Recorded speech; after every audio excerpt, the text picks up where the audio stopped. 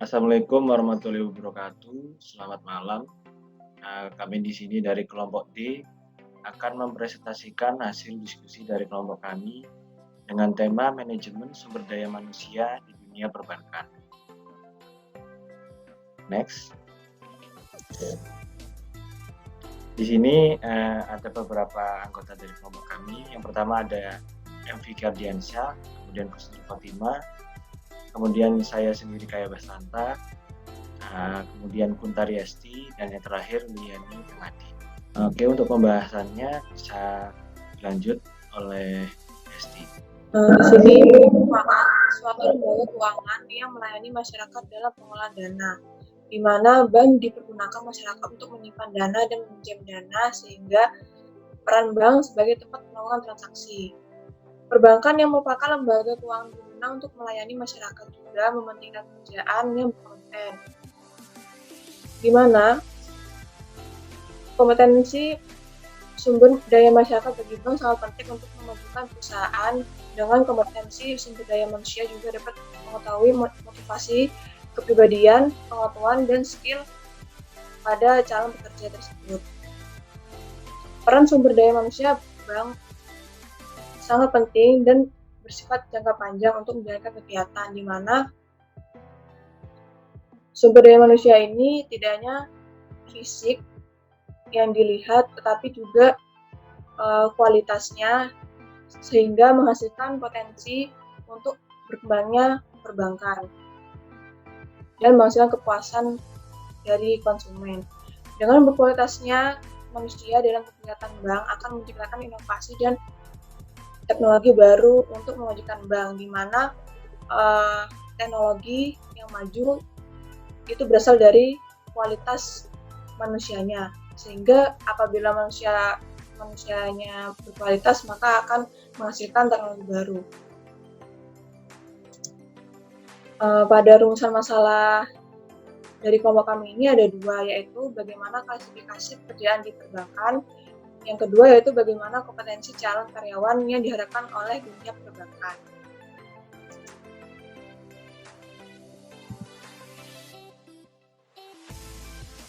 Berikutnya akan dijelaskan oleh di sini saya akan menjelaskan. Baik, terima kasih kepada Esti.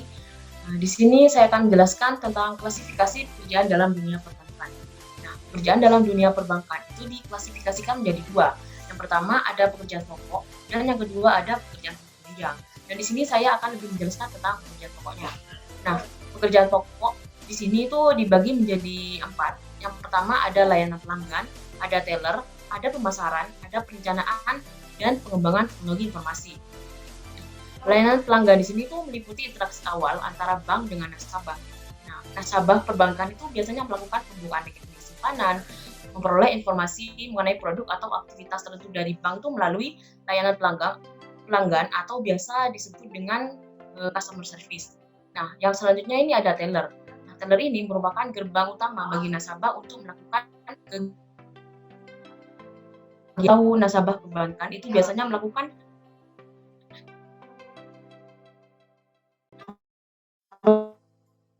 dan yang ketiga ada pemasaran. Nah, orang yang ada pada bagian pemasaran ini biasanya memiliki tugas untuk menganalisis, mempertimbangkan, dan melakukan manajemen keputusan. Dan yang terakhir ada bagian perencanaan dan pengembangan teknologi informasi. Orang yang berada pada bagian perencanaan dan pengembangan teknologi informasi ini biasanya memiliki tugas melakukan perencanaan dan pengembangan teknologi informasi yang berguna untuk perbankan yang terkait. Selanjutnya, pekerjaan pokok akan dijelaskan oleh Lili. Selanjutnya adalah pekerjaan penunjang, yaitu ada pekerjaan pemasaran, pekerjaan penagihan, pengelolaan kas bank, dan pekerjaan lainnya. Untuk pekerjaan pemasaran, yaitu ada telemarketing, yaitu kegiatan pemasaran yang dilakukan dengan telepon. Selanjutnya ada direct sale atau pemasaran langsung. Jadi di sini tenaga kerja di bank melakukan pemasaran secara tatap muka kepada nasabah. Selanjutnya di sini ada pekerjaan penagihan kredit. Nah, di penagihan kredit di sini tenaga kerja melakukan penagihan terhadap kredit atau pembiayaan yang kualitasnya macet seperti itu. Selanjutnya ada pengelolaan kas bank yang terdiri dari distribusi uang tunai, yaitu pekerjaan pengantaran dan atau pengambilan uang tunai beserta pengawalan. Selanjutnya ada pemrosesan uang tunai. Di sini dilakukan pekerjaan seperti perhitungan, penyortiran, dan pengemasan uang tunai. Selanjutnya ada penyimpanan uang tunai, yaitu pekerjaan menyimpan uang tunai di khazanah. Selanjutnya ada pengisian ATM, yakni pekerjaan pengisian ATM dengan uang tunai dan atau pengambilan uang tunai dari cash deposit machine, serta pemantauan ATM dan atau CGM. Selanjutnya ada pekerjaan lain, yaitu ada kasir yang terdiri dari kasir payment point, yaitu petugas menerima bayaran rekening listrik, telepon genggam, dan sebagainya. Selanjutnya ada kasir penerima setoran kredit atau pembiayaan dari debitur usaha mikro yang memiliki tugas untuk menerima setoran kredit atau pembiayaan debitur usaha mikro. Selanjutnya ada resepsionis, yaitu merupakan pekerjaan penerimaan tamu, nasabah, atau konsumen. Selanjutnya ada penginput data, yaitu pekerjaan penginput data pada seluruh unit kerja di bank. Selanjutnya ada call center, merupakan pekerjaan penerima telepon dari nasabah dan atau konsumen perbankan untuk memberikan informasi atau menjawab pertanyaan yang bersifat umum. Nah, dan lain sebagainya, yakni ada helpdesk, sekretaris, jasa pengamanan, serta kurir. Terima kasih. Jadi selanjutnya dijelaskan oleh teman saya.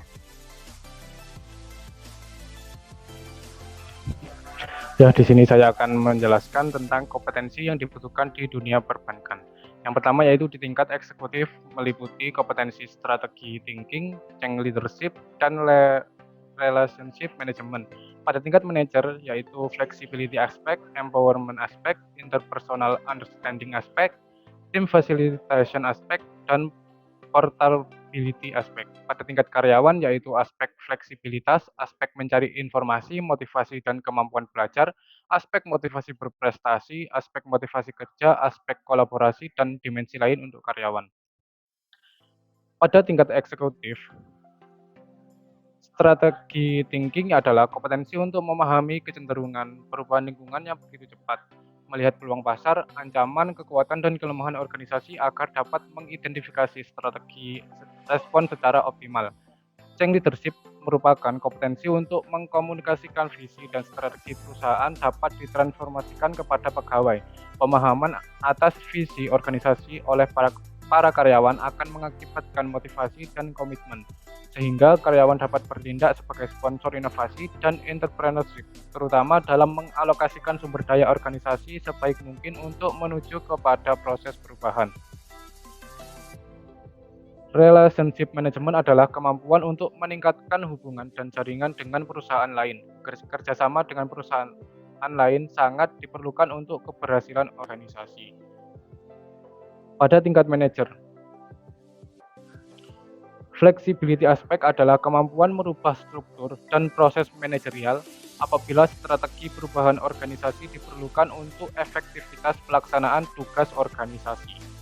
Empowerment aspect adalah kemampuan berbagi informasi, penyampaian ide-ide oleh bawahan, mengembangkan pengembangan karyawan, mendelegasikan tanggung jawab, memberikan saran umpan balik, menyatakan harapan-harapan yang positif untuk bawahan, dan memberikan reward bagi peningkatan kinerja, sehingga membuat para karyawan termotivasi dan memiliki tanggung jawab yang lebih besar. Interpersonal understanding aspect merupakan kemampuan untuk memahami nilai dari berbagai tipe manusia. Team facilitation aspect merupakan kemampuan untuk menyatukan orang untuk bekerja sama secara efektif, digunakan untuk mencapai tujuan bersama. Termasuk dalam hal ini adalah memberikan kesempatan setiap orang untuk berpartisipasi dan mengatasi konflik. Yang terakhir yaitu portability aspect, merupakan kemampuan untuk beradaptasi dan berfungsi secara efektif dengan lingkungan luar, sehingga manajer harus portable terhadap posisi-posisi yang ada di luar perusahaan. Pada tingkat karyawan yaitu aspek fleksibilitas, merupakan kemampuan untuk melihat perubahan sebagai suatu kesempatan yang menggembirakan ketimbang sebagai ancaman. Aspek mencari informasi, motivasi, dan kemampuan belajar merupakan kompetensi tentang antusiasme untuk mencari kesempatan belajar tentang keahlian teknis dan interpersonal.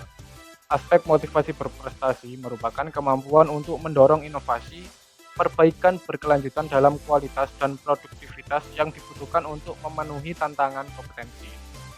Aspek motivasi kerja dalam tekanan waktu merupakan kombinasi fleksibilitas, motivasi berprestasi, menahan stres, dan komitmen organisasi yang membuat individu bekerja dengan baik walaupun dalam waktu yang terbatas.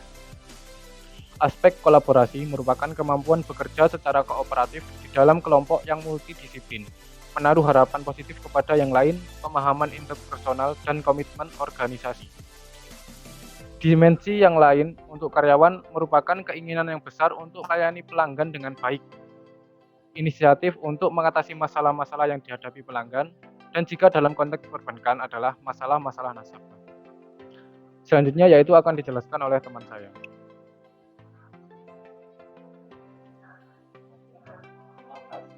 Ya, dari pembahasan yang sudah dijelaskan dari teman kelompok kami, di sini ada dua kesimpulan. Yang pertama, di sini pekerjaan di dunia perbankan dibagi menjadi dua jenis, yakni pekerjaan pokok yang terdiri dari customer service, teller, pemasaran, dan perencanaan dan pengembangan teknologi informasi atau TI, dan pekerjaan penunjang yang terdiri dari pekerjaan pemasaran, pekerjaan penagihan, pekerjaan terkait pengelolaan kas bank, dan pekerjaan lainnya. Kemudian kesimpulan yang kedua di sini ada kompetensi yang dibutuhkan di dunia perbankan adalah pada tingkat eksekutif memiliki kompetensi tentang strategic thinking, change leadership, dan relationship management. Dan kemudian pada tingkat manajer memiliki kompetensi dalam flexibility aspek, empowerment aspek, interpersonal understanding aspek, team facilitation aspek, dan portability aspek. Pada tingkat karyawan perlu kompetensi dalam aspek fleksibilitas, aspek mencari informasi motivasi, dan kemampuan belajar, aspek motivasi berprestasi, aspek motivasi kerja, aspek kolaborasi, dan dimensi lain untuk karyawan. Terima kasih. Mungkin presentasi dari kelompok kami cukup sekian. Kami akhiri. Assalamualaikum warahmatullahi wabarakatuh.